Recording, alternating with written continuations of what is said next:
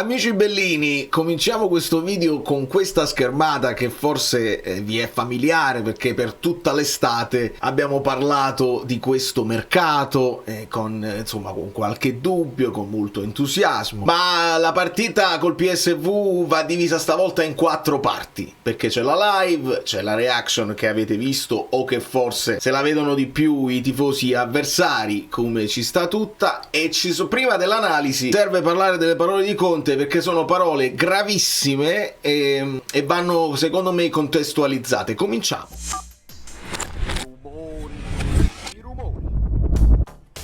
Ci rispostiamo un attimo di qua per dare il benvenuto a Francesco Nastro, per rimettere anche i frames, insomma, della tattica di Diego, e nel ringraziarvi insomma per la pazienza, perché possono uscire contenuti a raffica, vorrei far uscire contenuti a raffica, e nella live mi avete segnalato e avete fatto bene che la conferenza di Conte era un contenuto necessario per fare un'analisi più approfondita. Quando perdi così male, l'analisi della partita è importante, ma fino a un certo punto.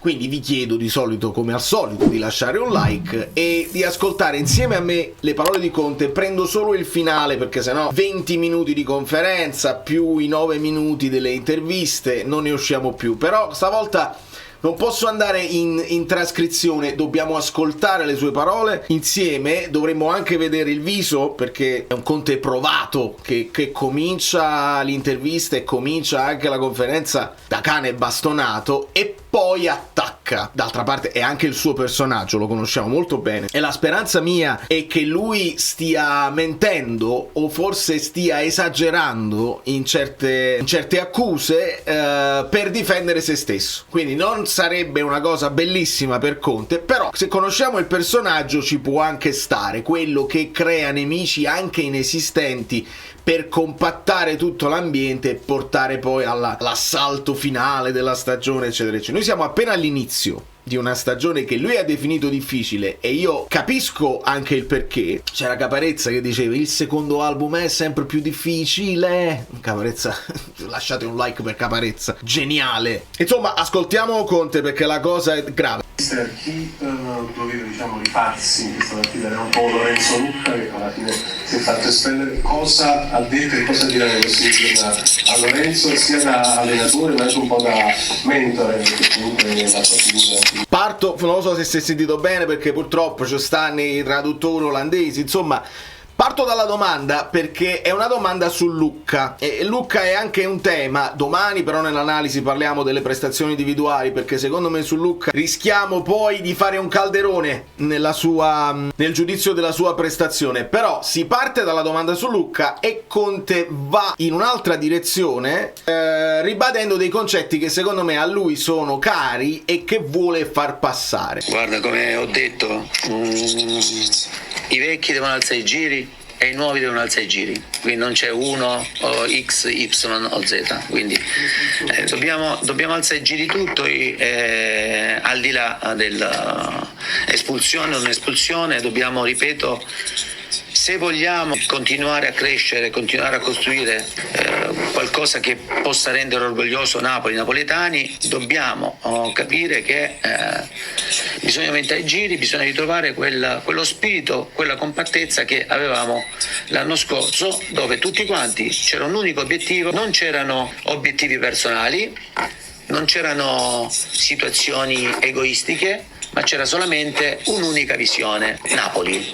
E deve tornare ad essere questo, Napoli, il bene del Napoli. Fermiamoci un attimo perché lui qua è una bomba, nel senso che dice che ci sono obiettivi personali egoistici all'interno di qualcuno. Ora lui dice i vecchi devono alzare i giri e i nuovi devono alzare i giri. Io per questo parto da questa situazione qua per fare un'analisi di quella che è la rosa e di capire a chi si sta riferendo. È chiaro, tutti quanti stiamo pensando a Lang, oltretutto Lang ha anche rilasciato delle dichiarazioni che insomma a fine partita, dopo quello ovviamente eravamo, si dice bellini, tra virgolette, essere bellini, eravamo bellini.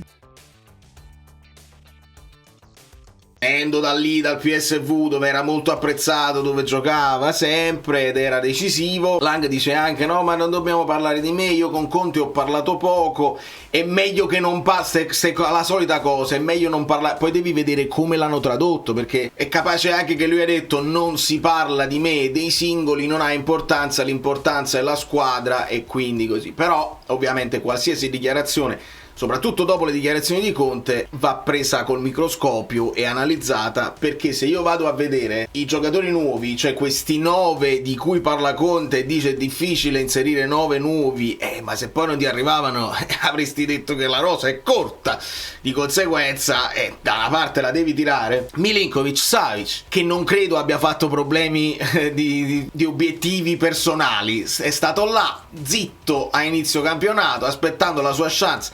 La sua chance l'ha avuta, l'ha sfruttata anche bene, titolare in questo momento con Meret disponibile, e anche questo sarà un tema. Beukema, un sorriso a 45 denti, felicissimo di stare qua, addirittura dice parole non carine nei confronti poi anche della sua ex tifoseria, perché dice Napoli è tutta un'altra cosa rispetto a Bologna, così. Anche lui in campo causa defezione di Rachmani, non credo sia un problema. Gutierrez magari potrebbe essere uno che potrà volere più titolarità, perché alle volte è partito Olivera, Spinazzola è cresciuto e quindi quella fascia, quel posto oramai è suo. Però io non credo che Gutierrez, venendo anche da un infortunio così lungo, avesse pretese di essere titolare inamovibile da subito appena arrivato. Non mi sembra neanche il tipo. De Bruyne ovviamente gioca, e non mi è sembrato giocare per se stesso, assolutamente, anzi è messo a disposizione facendo anche il mediano e facendo delle rincorse all'indietro.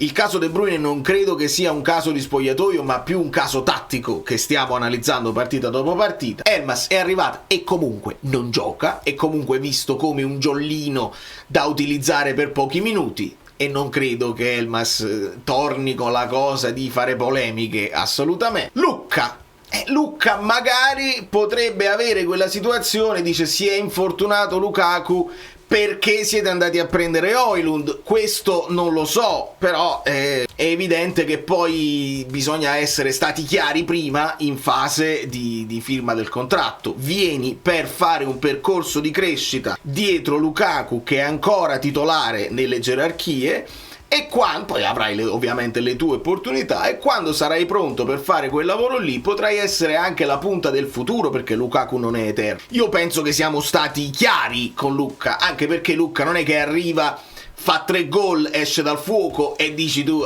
io merito io di giocare, quindi non credo. Højlund viene, impatto importantissimo, e sta fuori solo perché adesso è stato infortunato, ma altrimenti gioca, quindi non credo che si lamenterà. Ha anche ripreso titolarità in nazionale. Marianucci nessun tipo di problema, nessun tipo di velleità, sicuramente il giovanissimo Marianucci, e quindi resta solamente Lang. A Lang ci possiamo aggiungere secondo me un Neres, e le avete visti sui social come i due sono diventati molto amici, le famose bromance che noi tentiamo di osservare per capire anche quali tipi di amicizie si stanno creando, come Ngonghe con Kvara eccetera eccetera. Lang e Neres mi sembra che abbiano fatto una comunella di quelli che partono dietro nelle gerarchie e magari tra di loro possono mormorare, ecco, perché non giochiamo noi, perché non abbiamo una chance in più. Neres rispetto a Lang è visto da Conte come un gradino avanti perché ha fatto tutto quel lavoro. Lang invece da titolare non parte mai, e se è vero che io posso capire, posso intuire i motivi, nel senso che si chiede a un esterno offensivo anche di fare una fase difensiva e di crescere tatticamente per diventare un inamovibile di Conte, se c'è dell'altro, e cioè un giocatore che magari in questo momento è frustrato e non lavora come Conte si aspetta, questo ovviamente non lo possiamo sapere. Possiamo però unire i puntini di qualche situazione, per esempio l'esultanza in cui Juan Jesus se lo va a pigliare e gli chiede di esultare con i compagni, quindi qualche avvisaglia che uno spogliatoio non è al 100% tutto unito ci può stare, si può leggere. Poi dei vecchi e le situazioni le sappiamo, ma quella è analisi tattica che va fatta domani. Ritorniamo qui. Non il bene mio o non il bene di questo giocatore o di quest'altro, perché ripeto, il bene di un singolo non serve a niente, è il bene di squadra che serve, e noi questo, per via di tante cose che sono state montate, spinte, si sono create tante situazioni che io mi sono anche divertito a vederle, perché sono state talmente spudorate, è chiaro, io poi vedevo la realtà qual era, che Napoli, i napoletani non devono essere presi per il culo, ecco.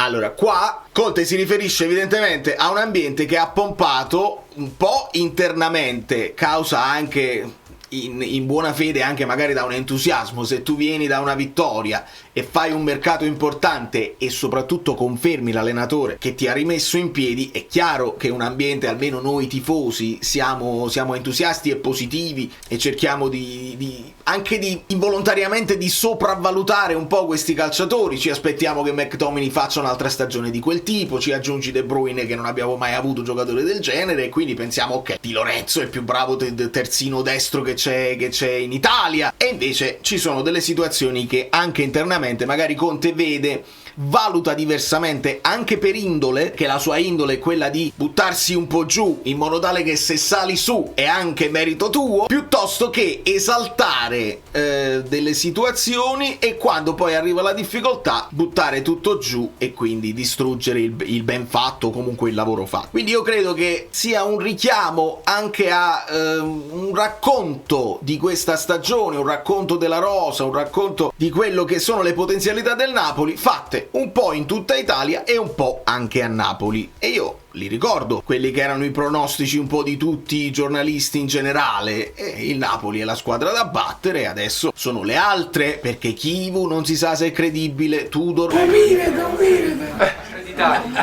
quasi che sai poco. Allora,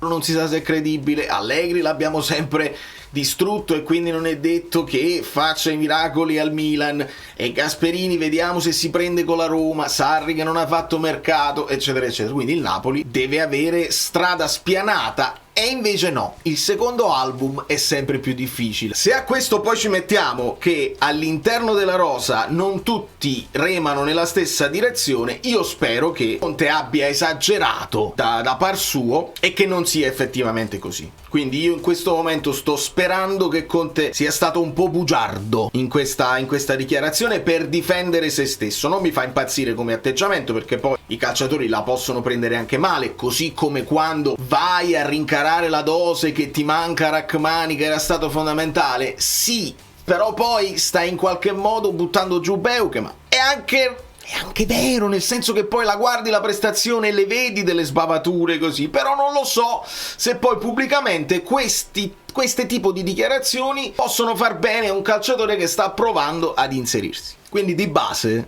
noi dobbiamo uscirne fuori tatticamente, perché il gruppo poi si ricementifica quando arrivano le vittorie, quando arrivano i risultati, quando poi sui social possono atteggiarsi e mettere le foto che hanno fatto gol e che si fa una grande prestazione. Altrimenti, lo sappiamo, vengono fuori poi i problemi personali di chi magari, e penso a Lang, voleva giocarsi una chance di rientrare anche per la nazionale, e se non gioca mai ovviamente le chance si assottigliano. Se Lang ha questa testa, è venuto con questa testa, con Conte non avrà vita facile, perché devi lavorare per la squadra. Poi io sul campo non gli ho visto anzi l'ho visto timido, non l'ho visto intestardirsi nel dribbling e cercare la giocata personale come è stato accusato Kvara all'epoca, che secondo me anzi sta facendo meno di quello che io mi aspettassi tecnicamente. Bisogna capire cosa sta succedendo negli allenamenti e nello spogliatoio, se questo poi porta anche altri a essere nervosi e a sprecare delle energie, perché quando poi sprechi delle energie per il tipo di